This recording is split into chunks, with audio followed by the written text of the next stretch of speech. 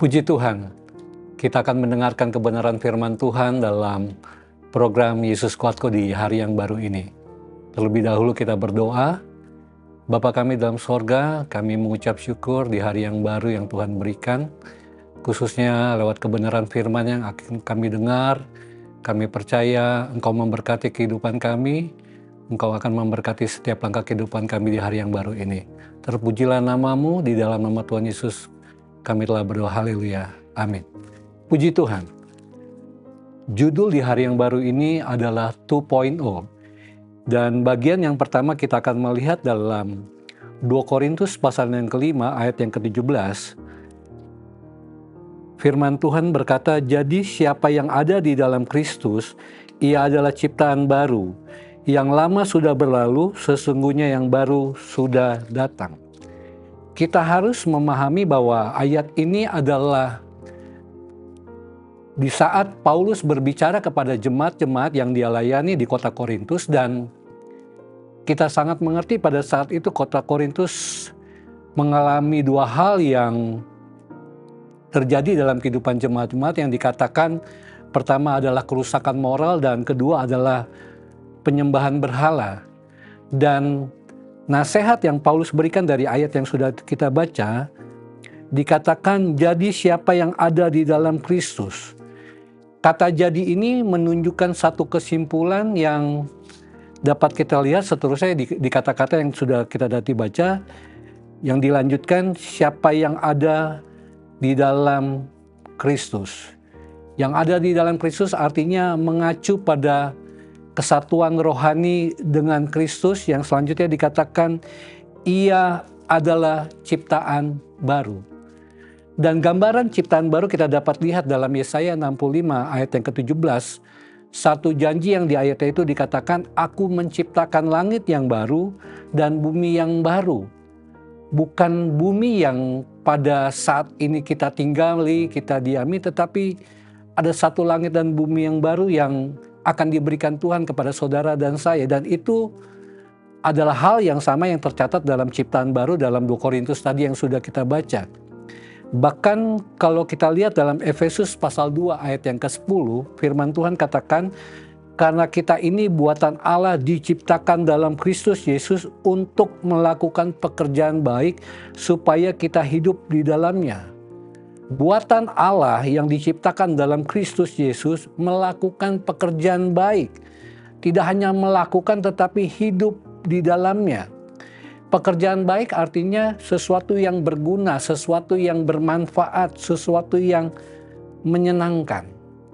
Dan itu adalah gambaran ciptaan baru yang Tuhan inginkan untuk kita melakukan pekerjaan yang baik. Bahkan kalau kita lanjuti lagi dalam satu ayat, Galatia 6 ayat yang ke-15, sebab bersunat atau tidak bersunat tidak ada artinya, tetapi menjadi ciptaan baru itulah yang ada artinya. Yang diketahui dalam ayat ini dikatakan adalah transformasi kehidupan rohani lebih penting, lebih berharga yang Tuhan inginkan, dan itu terdapat dalam ciptaan baru.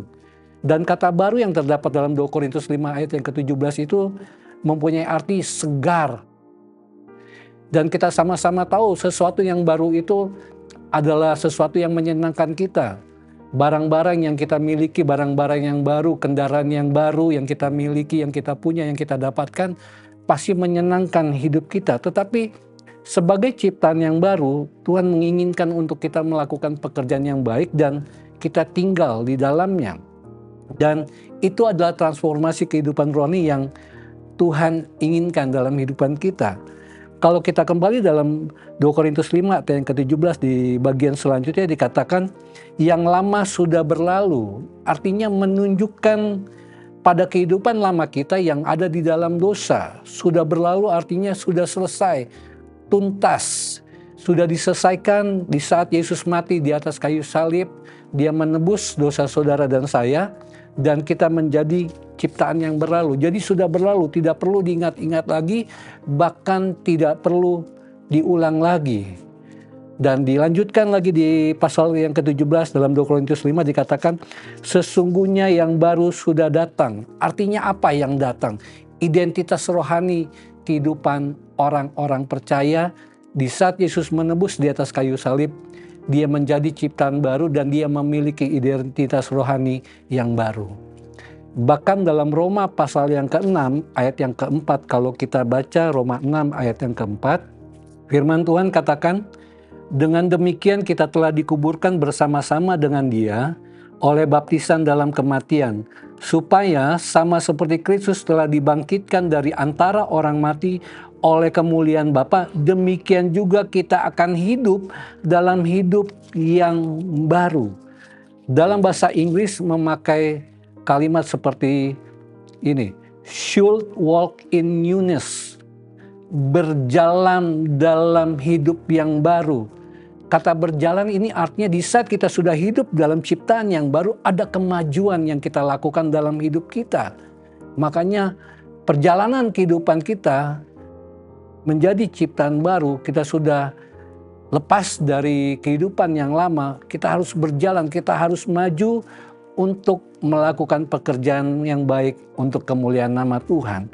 Bahkan di ayat selanjutnya dalam Kolose pasal yang ketiga, ayat yang ke-9 dan yang ke-10, firman Tuhan katakan, jangan lagi kamu saling mendustai, karena kamu telah menanggalkan manusia lama serta kelakuannya, menanggalkan. Ayat yang ke-10, dan telah mengenakan manusia baru yang terus-menerus harus ada kemajuan, diperbaharui untuk memperoleh pengetahuan yang benar menurut Khaliknya.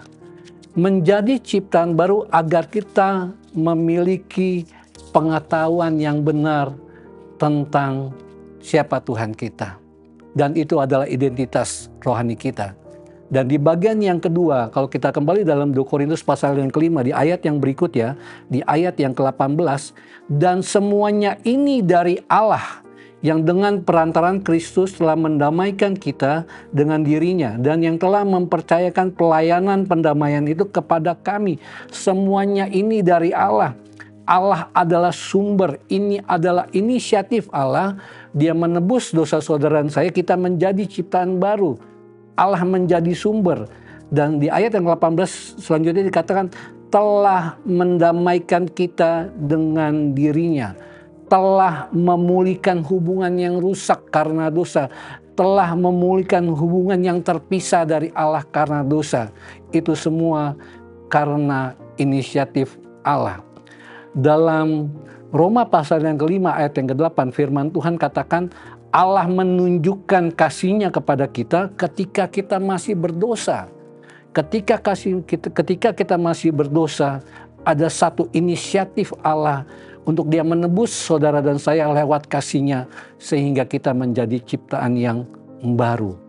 Bahkan dalam Kolose pasal yang pertama, ayat yang ke-20, firman Tuhan katakan, dan oleh Dialah Ia memperdamaikan segala sesuatu dengan dirinya, baik yang ada di bumi maupun yang ada di sorga, sesudah Ia mengadakan pendamaian oleh darah salib Kristus. Inisiatif Allah, Ia memperdamaikan kita dengan Allah karena dosa. Dan kita kembali dalam 2 Korintus 5 ayat yang ke-18 selanjutnya dikatakan, dan yang telah mempercayakan pelayanan pendamaian itu kepada kami. Artinya ada satu tugas rohani, ada satu panggilan Allah, kita dipercayakan masuk mengambil bagian yang dikatakan pelayanan pendamaian. Itu semata-mata dari Allah. Bahkan dalam Matius 28 ayat yang ke-19 sampai 20, firman Tuhan katakan amanat agung adalah bentuk nyata dari pelayanan pendamaian. Pendamaian adalah menjadi misi kita. Memberitakan berita pendamaian itu dapat kita lihat dalam 2 Korintus 5 ayat yang ke-19 dikatakan Ia telah mempercayakan berita pendamaian. Itu adalah misi kita sebagai ciptaan yang baru. Di bagian yang terakhir saya dapat katakan menjadi ciptaan baru bukanlah tujuan akhir, tetapi adalah awal perjalanan kita untuk membawa orang lain kepada Kristus yang masih berdosa untuk didamaikan dengan Allah. Puji Tuhan. Kita akhiri dengan berdoa. Bapa kami dalam sorga, kami mengucap syukur, kami telah mendengarkan firman-Mu. Firman-Mu menjadi kekuatan, firman-Mu memberkati kehidupan kami, para jemaat-jemaat Tuhan, dalam keluarga mereka, dalam pekerjaan mereka, terutama dalam pelayanan mereka, diingatkan mereka telah menjadi bagian ciptaan yang baru. Ada satu pekerjaan yang harus mereka lakukan untuk menjadi saksi-Mu, untuk memberitakan berita pendamaian kepada orang-orang yang belum mengenal Tuhan, sehingga mereka terhubung kembali dengan Tuhan. Terpujilah nama-Mu, di dalam nama Tuhan Yesus kami telah berdoa, haleluya, amin. Bersama Yesus, aku kuat.